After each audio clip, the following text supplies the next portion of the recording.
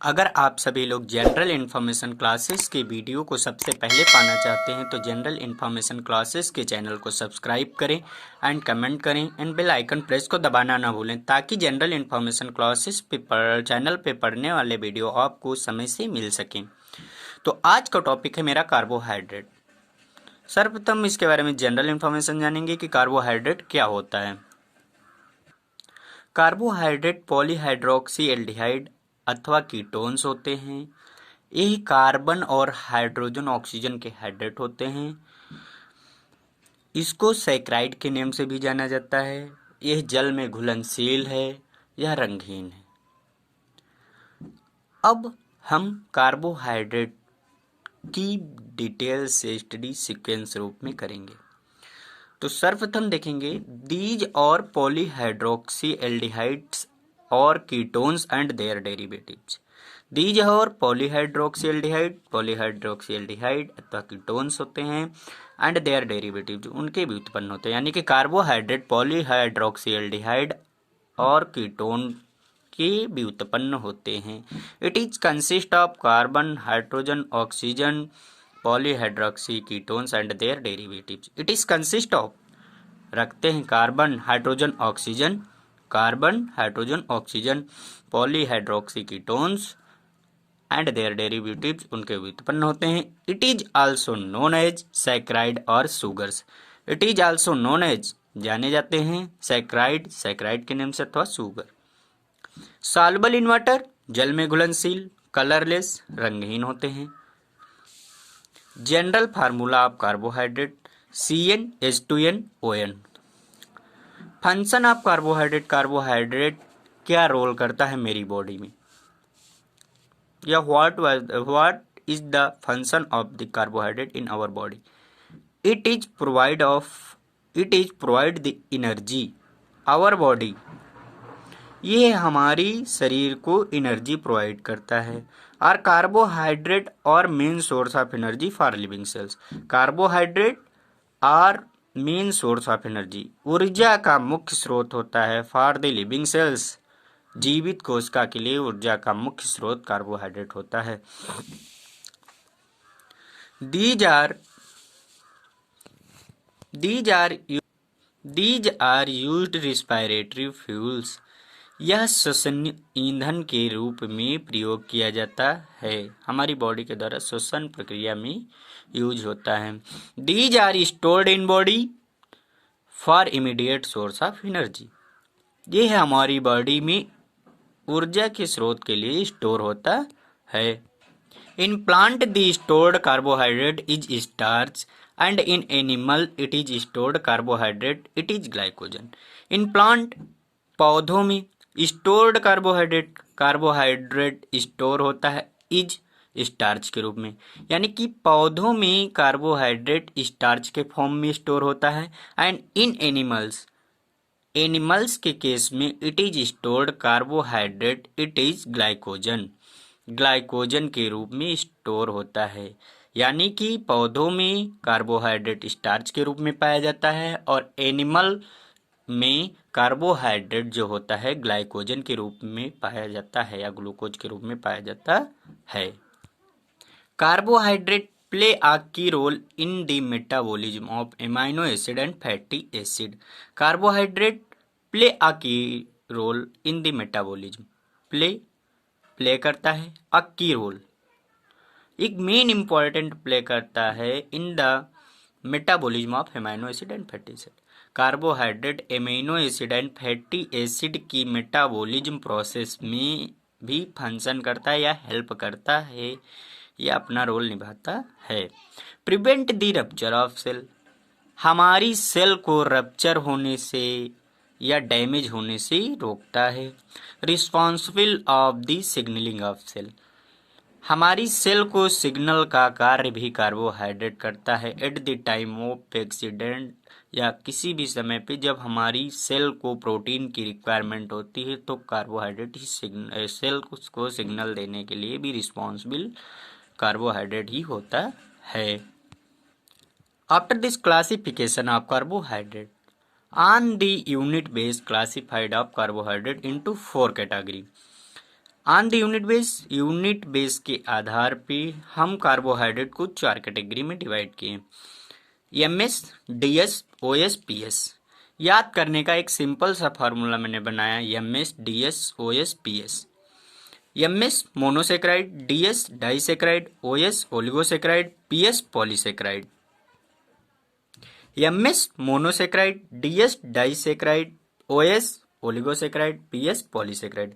Monosaccharide 1 unit, mono का मतलब होता है 1, डाई का मतलब 2 यूनिट, ओलिगोसेक्राइड 3 to 6 यूनिट और 9 यूनिट भी हम कह सकते हैं। Polysaccharides more than 3 to 6 9 units. Poly का मतलब हो गया बहुत, यानी कि 1 और यन का मान जहां 100 से अधिक भी हो सकता है। पॉलीसेक्राइड्स यानी कि very long chain of monosaccharides molecule. After this one point two point clear करेंगे, जैसे monosaccharides, about monosaccharide details history, disaccharide, oligosaccharide, polysaccharide. Monosaccharide और पॉलीहाइड्रोक्सी एल्डिहाइड्स और ketones which can not be hydrolysed to simpler sugar. यानी कि monosaccharide वो carbohydrates हैं जिनका hydrolysis यानी कि जल अपघटन हम नहीं कर सकते इनटू सिंपल शुगर में। यानी कि मोनोहाइड्रोक्सी वो कार्बोहाइड्रेट होते हैं जो जल अपघटन के बाद सिंपल शुगर में कन्वर्ट नहीं होते हैं, मोनोसेक्राइड कहलाते हैं। मोनोसेक्राइड और पॉलीहाइड्रोक्सील्डिहाइड और ketones which can not be hydrolysed into simpler sugar, which can not B, जो हाइड्रोलाइज्ड नहीं होते हैं, जल अपघटन नहीं होते हैं सिंपल शुगर में। They are further classified according to the types of carbonyl group and number of carbon atoms. They are further classified, monosaccharide को हम फर्दर क्लासिफाइड या वर्गीकृत कर सकते हैं according to types of carbonyl group and number of carbon atoms. Carbonyl group and number of carbon atoms, carbon की संख्या के आधार पर एंड कार्बोनिल ग्रुप की संख्या के आधार पर हम इसको फर्दर क्लासिफाइड कर सकते हैं। Types of carbonyl group, 2 types of carbonyl group, aldose and ketose. Aldose का मतलब हुआ एल्डिहाइड CHO, कीटोज का मतलब ketonic COO। Functional group of aldehyde, functional group of ketonic. By number of carbon atoms, triose, tetrose, pentose, hexose, heptose. Carbon की संख्या triose में 3 होती है। टेट्रोज का मतलब होता है 4, पेंटोज का मतलब 5, हेक्सोज का मतलब 6, हेप्टोज का मतलब 7। यानी कि ट्राइओज जहां होगा वहां पर कार्बन की संख्या 3 होगी, टेट्रोज कार्बन की संख्या 4, पेंटोज कार्बन की संख्या 5, हेक्सोज कार्बन की संख्या 6 होगी, हेप्टोज कार्बन की संख्या 7 होगी। इसको हम निकाल सकते हैं जनरल फार्मूला ऑफ कार्बोहाइड्रेट के तहत, CnH2nOn। तो ट्रायोज में C3H6O3, C4H8O4, पेंटोज में C5H10O5, hexose C6H12O6, heptose 7C यानी कि कार्बन की संख्या 7, H12O7। Example of monosaccharide, glucose C6H12O6। Glucose is a aldohexose. Aldehyde present होता है, हेक्सोज का मतलब होता है 6 कार्बन होते हैं। C6H12O6 is the example of monosaccharide carbohydrates. After this disaccharide और polyhydroxy aldehydes are sugars which may be hydrolyzed to yield 2 molecule of same or different monosaccharide that is called disaccharide। यानी कि disaccharide वह carbohydrates होते हैं या polyhydroxy aldehydes होते हैं जो हाइड्रोलाइज्ड हो जाते हैं एंड 2 मॉलिक्यूल यानी कि मोनोसेक्राइड के 2 अणु देते हैं। डाइसेक्राइड का जल अपघटन करने पर 2 मोनोसेक्राइड के अणु देते हैं, सेम हो या डिफरेंट मोनोसेक्राइड के अणु देते हैं जिन्हें डाइसेक्राइड कहते हैं। डाइसेक्राइड वो पॉलीहाइड्रोक्सी एल्डिहाइड्स होते हैं जिनका जल अपघटन करने पर डाइसेक्राइड समान या विभिन्न प्रकार के मोनोसेक्राइड के 2 अणु देते हैं। Example of disaccharide, maltose, sucrose, यानी कि डाइसेक्राइड और पॉलीहाइड्रोक्सी एल्डिहाइड्स और शुगर्स। डाइसेक्राइड वे पॉलीहाइड्रोक्सी एल्डिहाइड्स और शुगर्स होते हैं व्हिच जो मे बी हाइड्रोलाइज्ड होते हैं, जल गठन हो सकता है। To yield two molecule, yield माने उत्पन्न होते हैं। टू मॉलिक्यूल्स और सेम और डिफरेंट, समान एंड डिफरेंट, विभिन्न। Monosaccharide that is called disaccharide, maltose and sucrose. After this oligosaccharide. Oligosaccharide or sugars which may be hydrolyzed to yield 3 into 6 unit of simple sugars. Monosaccharides that is called oligosaccharide. Oligosaccharides are sugars, way sugars होती है जो may be hydrolyse किया जा सकता है to yield 3 into 6 यानी कि 3 से 6 इकाई देते हैं सिंपल सुगर्स और मोनोसेक्राइड। ऑलिगोसेक्राइड वे पॉलीहाइड्रोक्सी एल्डिहाइड्स होते हैं जिनका जल अपघटन करने पर मोनोसेक्राइड के 3 से 6 अणु देते हैं या मॉलिक्यूल देते हैं, डेट इज कॉल्ड ऑलिगोसेक्राइड कहलाते हैं। Example of polysaccharide raffinose. After this polysaccharide, polysaccharide का मतलब हो गया पॉली मतलब बहुत, many, saccharides sugars. Polysaccharides are polycarbohydrates और the most abundant carbohydrate found in food. Polysaccharide most abundant सबसे ज्यादा भोजन में पाया जाता है। They are long chain of polymeric carbohydrates, polymeric carbohydrates की सबसे लंबी चेन होती है। Composed of monosaccharide unit bound together by the glycosidics. Composed of monosaccharide की एक लंबी चेन होती है पॉलीसेक्राइड्स जो बाउंड करती है, बंधी हुई होती है। मोनोसेक्राइड्स जो बंधी हुई होती है, मोनोसेक्राइड की लॉन्ग पॉलीमर चेन जो होती है वो जुड़ी होती है बॉन्डिंग ऑफ ग्लाइकोसाइडिक लिंकेज, यानी कि ग्लाइकोसिडिक बॉन्ड के द्वारा। कार्बोहाइड्रेट में कौन सा बॉन्ड पाया जाता है? It is a most important question. Glycosidic bond पाया जाता है। They are sweet in taste, they are sweet in taste. Polysaccharide जो होते हैं स्वाद में मीठे होते हैं। Starch, example of polysaccharide starch है, ग्लाइकोजन है, सेलुलोज है।